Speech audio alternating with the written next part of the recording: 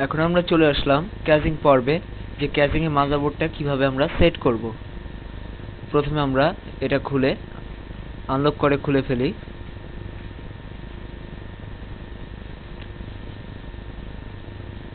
খোলা হয়ে গেল। আমরা দেখতে পাচ্ছি ক্যাচিং এর ভিতরের অংশটি। এটা তেমন জটিল কিছু নয়। এখানে আমরা একটি পাওয়ার সাপ্লাই দেখতে পাচ্ছি, পাওয়ার সাপ্লাইয়ের তারগুলো।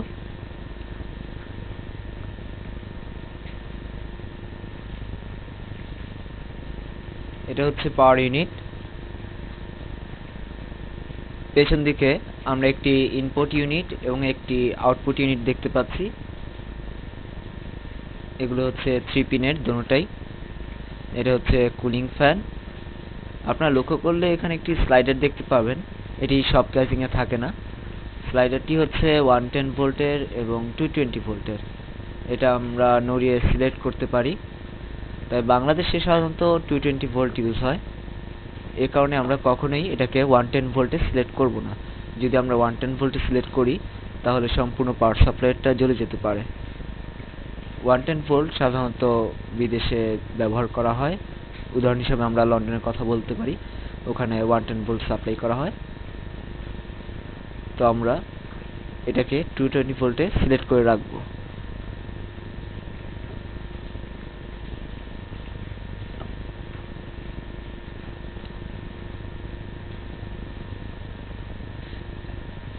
এখন আমরা ক্যাচিংটার ভিতর পর্যায়ে দেখি কি আছে।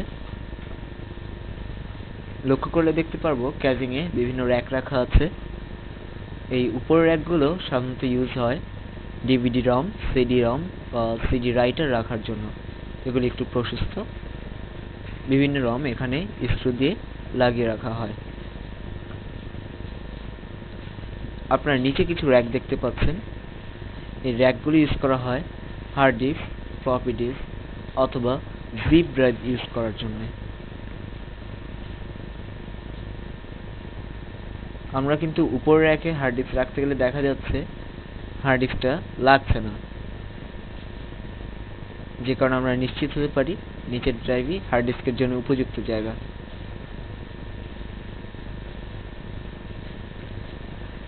Hard disk, floppy drive, CD ROM এগুলো লাগানোর পূর্বে আমাদের উচিত মাদারবোর্ডটা লাগিয়ে নেওয়া। এখন আমরা দেখব কিভাবে মাদারবোর্ড লাগাতে হয়। ক্যাচিং এর সাথে সাধারণত বিভিন্ন সাপোর্টিং, নরমালি প্লাস্টিকের সাপোর্টিং গুলো দেয়া থাকে।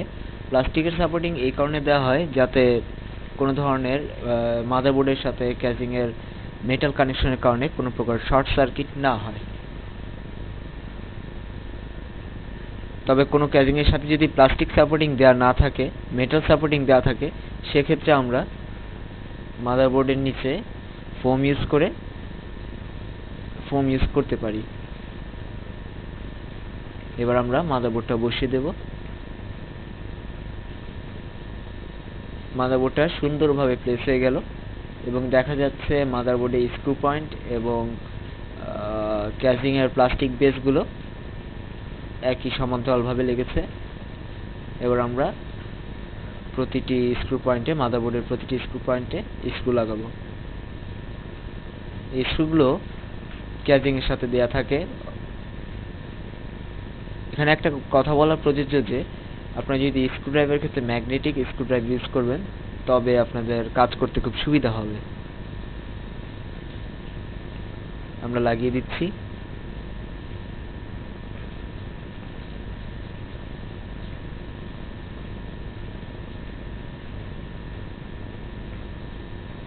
ছয়টা থেকে 8টার মতো বা আরো বেশি থাকতে পারে মাদারবোর্ডে স্ক্রু পয়েন্টার থাকে।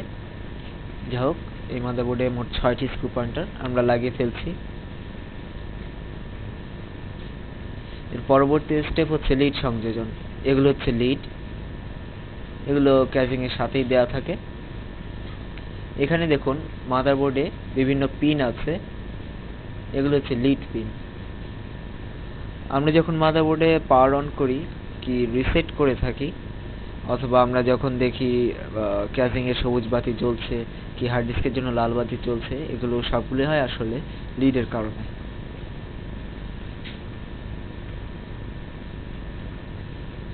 মাদারবোর্ডে বেশ বেশ কয়েকটি লিড থাকে বিভিন্ন কাজের জন্য।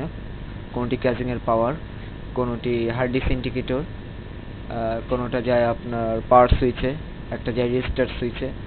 এছাড়া থাকে আপনার অনেক সময় ক্যাচিং এর সাথে স্পিকার বিল্ট ইন থাকে, সেটার জন্য লিড দেওয়া থাকে অনেক সময়। এবার আমরা লিডগুলো লাগিয়ে ফেলবো।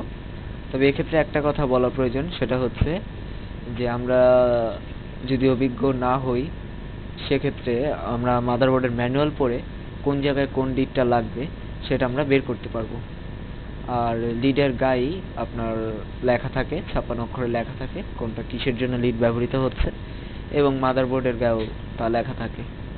আমরা সেই অনুযায়ী এগুলো লাগিয়ে ফেলছি। Hard disk lead, power lead, reset lead, speaker lead ইত্যাদি। এমন হতে পারে যে আমরা হয়তো পজিটিভের জায়গায় নেগেটিভ লিড, অর্থাৎ লিডটা হয়তো বা উল্টা করে লাগিয়েছি। সেক্ষেত্রে চিন্তা করার কিছু নেই, কারণ এক্ষেত্রে কম্পিউটারের বা ক্যাচিং এর বা পাওয়ার সাপ্লাইয়ের কোনো প্রকার সমস্যা হয় না। যদি আমরা দেখি ধরুন পাওয়ার লিডটা লাগানোর পরে আমাদের ক্যাচিং এর সবুজ বাতি জ্বলছে না, সেক্ষেত্রে আমরা লিডটা উল্টো করে লাগিয়ে দিলে কাঙ্ক্ষিত ফল পাবো। এবার আমরা পাওয়ার সাপ্লাই থেকে আসা যে বড় কর্ডটি আসে মাদারবোর্ডে পাওয়ার দেওয়ার জন্য, সেটা আমরা মাদারবোর্ডে লাগাবো। এখানে লক্ষণীয়, এখানে একটা পিন আছে যা মাদারবোর্ডের সকেটের সাথে আটকায়। দেখুন মাদারবোর্ডে এই সকেটেই একদিকে একটু খাঁজ কাটা আছে এবং পাওয়ার লিডেরও একটা পিন আছে, সেটাকে একই সাথে রেখে আমরা চাপ দিয়ে লাগিয়ে দেব। লেগে গেল সুন্দরভাবে।